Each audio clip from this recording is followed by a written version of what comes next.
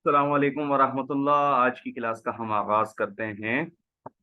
8 year of हिजरा के अंदर हम चल रहे हैं और पीछे 8 ईयर में होने वाली कॉन्क्वेस्ट ऑफ मक्का और बैटल वगैरह का भी हमने लास्ट क्लास में तस्करा कर दिया था। तो अब हमारे सारे सामने बैटल ऑफ हुनैन है।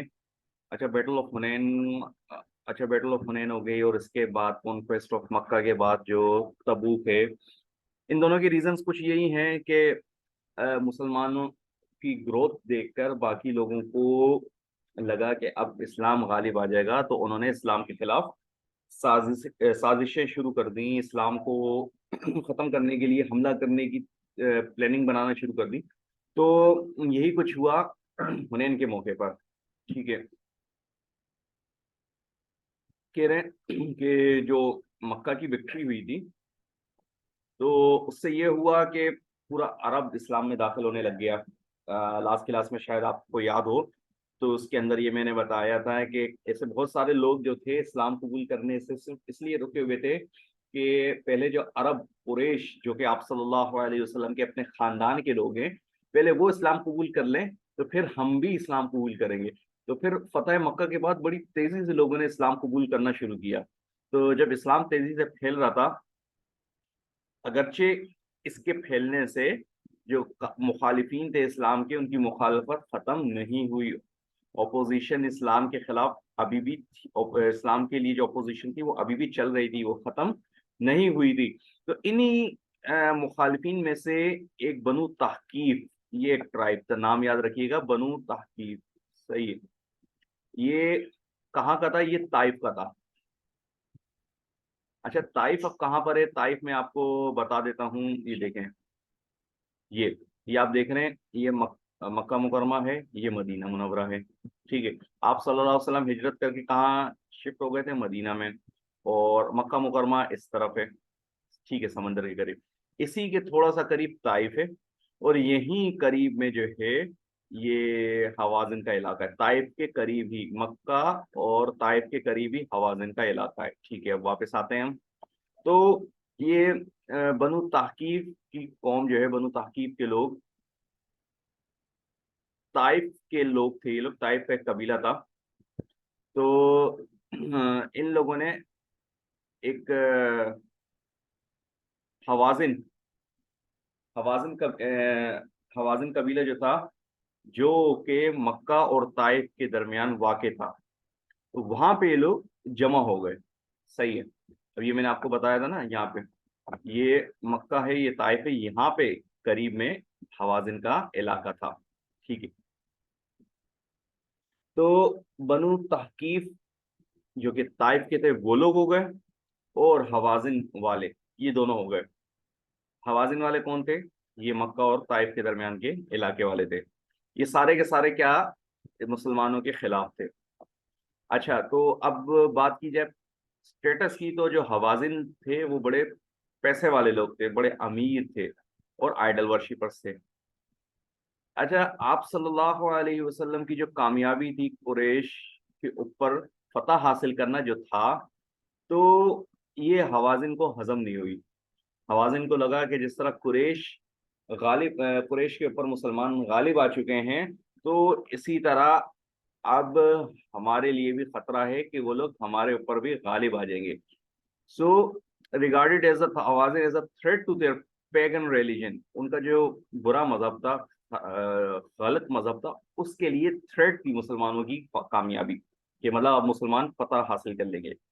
और इकोनॉमिक इंटरेस्ट और उनकी जो माशी सूरत हाल थी हवाजिन की, उसके लिए भी थ्रेट था कि जब मुसलमानों के हाथ में मईशत चली आएगी तो फिर ये लोग अपने हिसाब से चलाएंगे।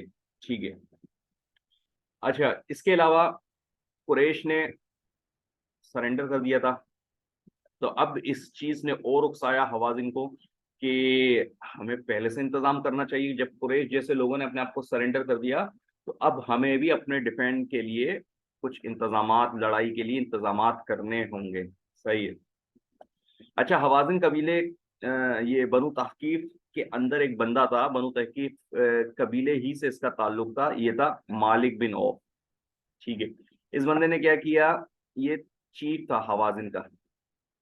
इसने तकरीबन 20,000 जंगजू लोगों को तैयार किया, 20,000 फौजी तैयार किए, और हुनैन की तरफ आकर इसने पड़ाव डाल दिया।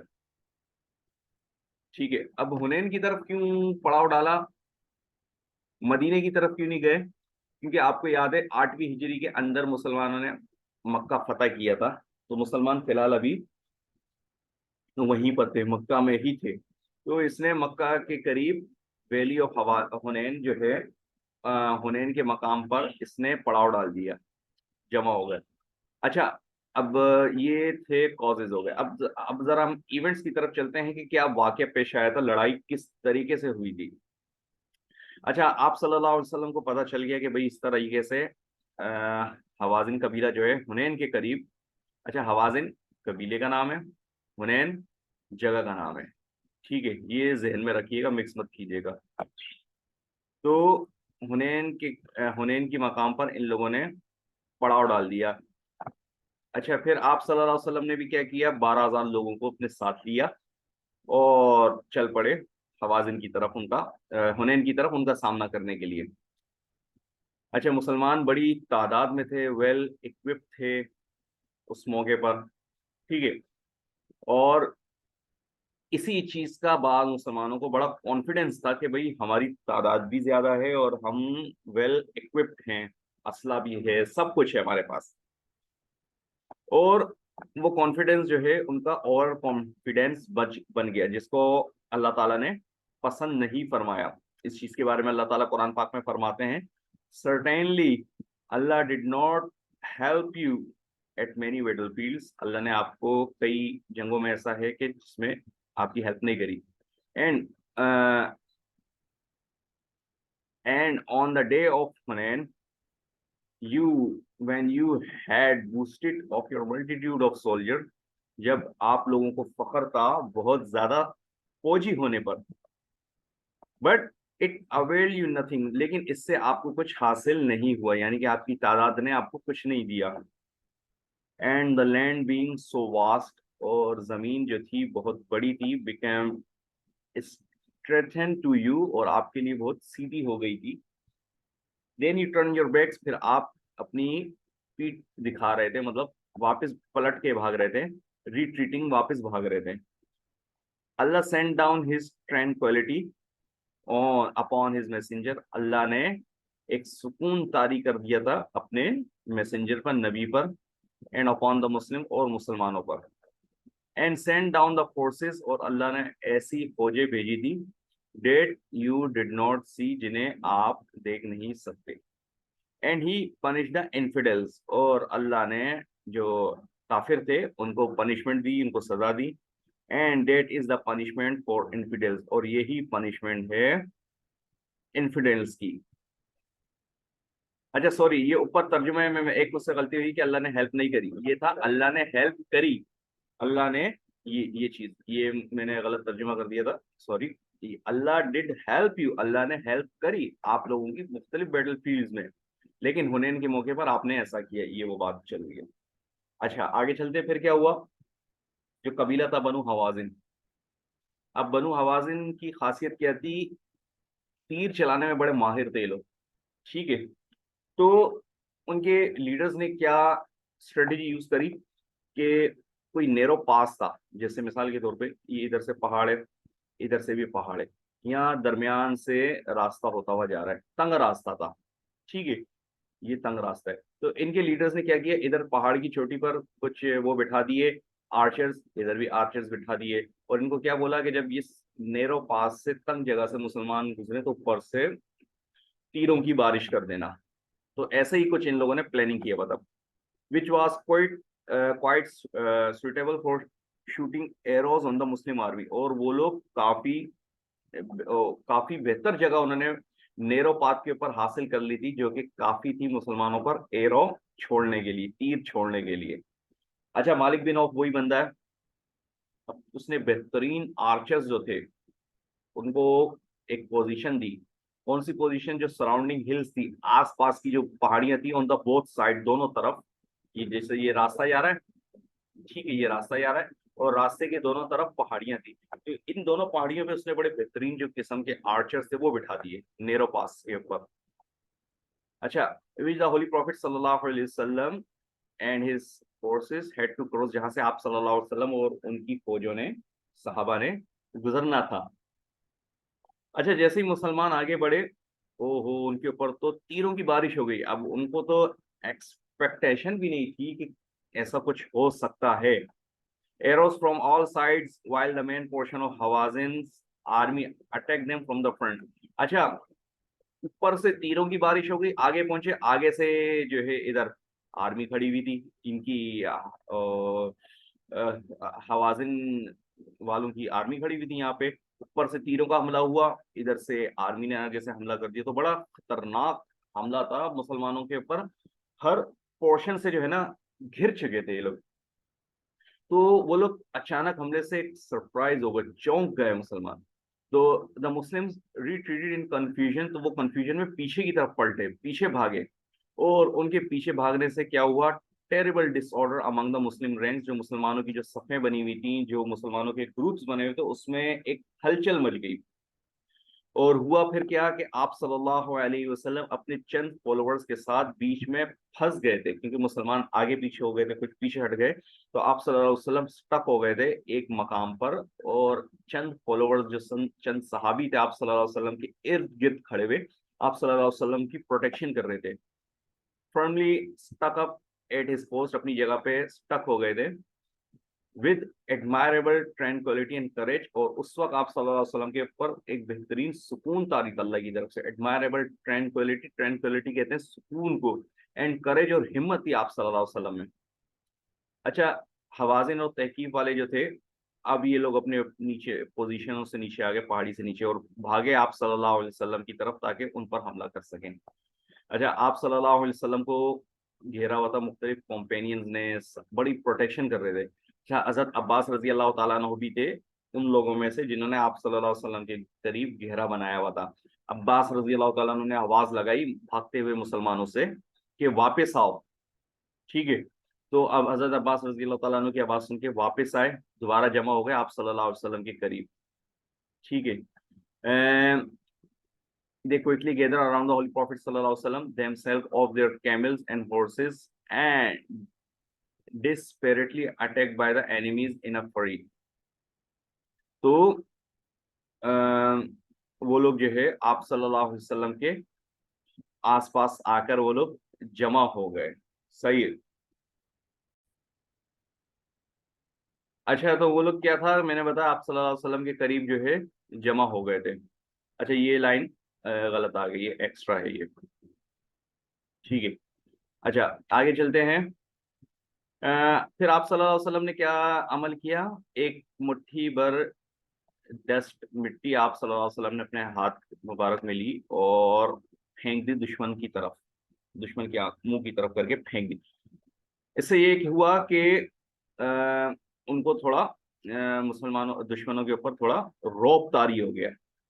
This shattered the resistance and the enemy turn and fled. इससे ये हुआ कि वो लोग थोड़ा रुक गए और भागना शुरू कर दिया। और क्या किया इन लोगों ने, they fled to Taif and shut themselves behind the strong wall. मैंने जैसे कि बताया था, असल तो ये लोग ताइफ के थे, ताइफ से ही आए थे, वापस ताइफ में भाग गए और बड़े बड़े किलों के अंदर इन लोगों ने अपने आप को बंद कर दिया, महफूज कर दिया। अच्छा, अब ये मुसलमानों की विक्ट्री जो है हवाजिन के लिए एक खतरा बन गई। हवाजिन ने बड़ा नुकसान उठाया था, क्योंकि ये अपने बच्चे, औरतें, प्रॉपर्टी सब कुछ छोड़ के भाग गए थे। तो मुसलमानों को माले गनीमत में बहुत कुछ मिला, जिसमें से तकरीबन 24,000 camels, 40,000 sheep, 4,000 pieces of silver, 6,000 prisoners गिरफ्तार किए। और ये जो माले गनीमत था, ये मुसलमान सोल्जर्स के दरमियान आपस में तकसीम किया गया था। अच्छा, अब वो लोग भाग गए थे ताइफ। अब ताइफ में जाकर उनको कैप्चर तो करना था, क्योंकि वो दोबारा हमला करने के लिए आ सकते हैं, क्योंकि मामला अभी भी खत्म नहीं हुआ था। सामान छोड़ के भाग गए थे, लड़ाई हार गए थे, लेकिन थे तो जिंदा, दोबारा ऐसी हरकत कर सकते हैं। तो वो भाग गए ताइफ में। अच्छा, हवाजिन जो था, as a persecution had a strong enough provisions in Taif, precaution, sorry persecution, precaution के तौर पर बहुत बड़े बड़े किले थे हवाजिन वालों के ताइफ के मकाम पर। Strong garrison were also posted all around the city, पूरे शहर के अंदर बड़े बड़े गैरिजन, बड़े बड़े किले जैसे बोलते हैं, वो इन लोगों के बने हुए थे। अच्छा, हुनैन के बाद आप सल्लल्लाहु अलैहि वसल्लम ने फौजें रवाना कर दी ताइफ की तरफ। करीब था, मैंने आपको मैप में दिखाया था। अच्छा, ताइफ पहुंचकर मुसलमानों ने मुहासरा किया, सीज जिसे बोलते हैं। मैंने आपको बताया था सीज क्या होता है, किले के इर्द गिर्द जमा हो जाना, कितना अंदर वाले बाहर जा सके ना बाहर वाले अंदर जा सके। इससे ये होता है कि जब इंसान का खाना वाना खत्म हो जाता है तो फिर वो मजबूर होके उसको सरेंडर करना पड़ता है। अच्छा, लेकिन ये जो ताइफ के अंदर सीज था, ये मुहासरा 1 महीने तक चला, लेकिन दुश्मन बाहर नहीं आया। तो फिर हुआ ये कि अच्छा, और क्या करते रहे, अपने डिफेंड करते रहे ऊपर से तीर फेंक फेंक कर, जिससे काफी मुसलमान भी शहीद हुए और काफी सारे जख्मी भी हुए, किलों के अंदर से तीर फेंक रहे थे। आप सल्लल्लाहु अलैहि वसल्लम ने बाकी कॉम्पेनियन से मशवरा किया और सीज को खत्म कर दिया, चल पड़े वापस। अच्छा, फिर क्या हुआ, दस the Muslims return from Taif without conquering it, Taif को कॉन्कर किए बगैर, फतह किए बगैर वापस आ गए। ठीक है, फिर बाद में क्या हुआ, बनु ताकीफ ने मदीना मुनव्वरा में एक काफिला भेजा और उसके बाद उन सब ने इस्लाम कबूल कर लिया, एक डेपुटेशन भेजा इस्लाम कबूल करने के लिए, और फिर मदीने में उन लोगों ने इस्लाम कबूल कर लिया है। उस वक्त फौरन नहीं, क्योंकि फौरन तो आप सल्लल्लाहु अलैहि वसल्लम ने जब वहां से मुहासरा उठाया था, तो आप सल्लल्लाहु अलैहि वसल्लम तो मक्का गए थे, मक्का मुकरमा, और वहां जाके एक और उम्रा किया था और appointed Attab bin Usaid as his deputy there, वहां पे मतलब अपना नाइब मुकर्रर किया था मक्का मुकरमा में। एंड माज इब्न जबल, और माज इब्न जबल रजी अल्लाह तआला अन्हु को क्या मुकर्रर किया था, रिलीजियस टीचर ऑफ द मक्कन, मक्का वालों के लिए। And himself return to मदीनतुल Munawwarah, और मदीना वापस आ गया। अच्छा, जब मदीना वापस पहुंचे ना, तब ये बनु ताकीफ वालों ने अपना काफिला भेजा था मदीना, और वहां पहुंच के आप सल्लल्लाहु अलैहि वसल्लम से मुलाकात करके इस्लाम कबूल कर लिया। अच्छा, अब इस बैटल्स की इंपॉर्टेंस के बारे में अगर हम बात करते हैं, तो हवाजिन के ऊपर जो मुसलमानों की फतह हुई है, तो इससे इस्लाम की सुप्रीमेसी कायम हुई, इस्लाम का एक पावर कायम हो गई पूरे अरब के ऊपर, and sovereignty of the Islamic Republic of Medina all over the Arabia, और यकजहती, एक इस्लाम की ताकत, यकजहती और डोमिनेंस पूरे अरब के ऊपर इस्लाम की कायम हो गई। अच्छा, जितने भी कबीले थे मुख्तलिफ इलाकों के, उन लोगों ने आप सल्लल्लाहु अलैहि वसल्लम के सामने, जो मजीद कबीले थे जिनके ऊपर फौजें नहीं गई थी, उन्होंने भी सरेंडर कर दिया बगैर लड़ाई के, और उन सब ने आप सल्लल्लाहु अलैहि वसल्लम को अरब में पावरफुल मान लिया, यानी कि आप सल्लल्लाहु अलैहि वसल्लम की ताकत को, मुसलमानों की ताकत को एक्सेप्ट कर लिया पूरे अरब के अंदर। और हुआ क्या, tribes after tribes send their deputations to Medina to accept Islam, कबीले के कबीले, काफिलों के काफिले लोग आए मदीना मुनव्वरा में और आगे इस्लाम कबूल किया। अच्छा, it can be noted from the number of soldiers that went with him in expedition of तबूक। अच्छा, अब इसका अंदाजा हम ये भी लगा सकते हैं कि हवाजिन में कितने लोग गए थे, तकरीबन 12,000। अब हवाजिन के बाद हुनैन पेश आया था 9th ईयर ऑफ हिजरा, तो इट कैन बी नोटेड, इससे अंदाजा लगाया जा सकता है from the number of soldiers, soldiers की तादाद से, इतने सारे सोल्जर्स से जब मुसलमान तबूक की तरफ गए थे, यानी कि हवाजिन और तबूक के दरमियान काफी लोगों ने इस्लाम कबूल किया। तो कितने लोगों ने इस्लाम कबूल किया, इसका अंदाजा तबूक एक्सपीडिशन से लगाया जा सकता है कि तबूक एक्सपीडिशन में ठीक ठाक लोगों की तादाद हो गई थी। अब जैसे हुनैन में कितने 12,000 फाइटर्स थे आप सल्लल्लाहु अलैहि वसल्लम के बाद के साथ, और तबूक में यही तादाद डबल से भी ज्यादा हो गई थी, 30,000 लोग शामिल हो गए थे तबूक के अंदर। तो इससे आप अंदाजा लगाए कितने सारे लोगों ने इस्लाम कबूल कर लिया था। ठीक है, तब तक के लिए मिलते हैं अगली क्लास में, तब तक के लिए अल्लाह हाफिज।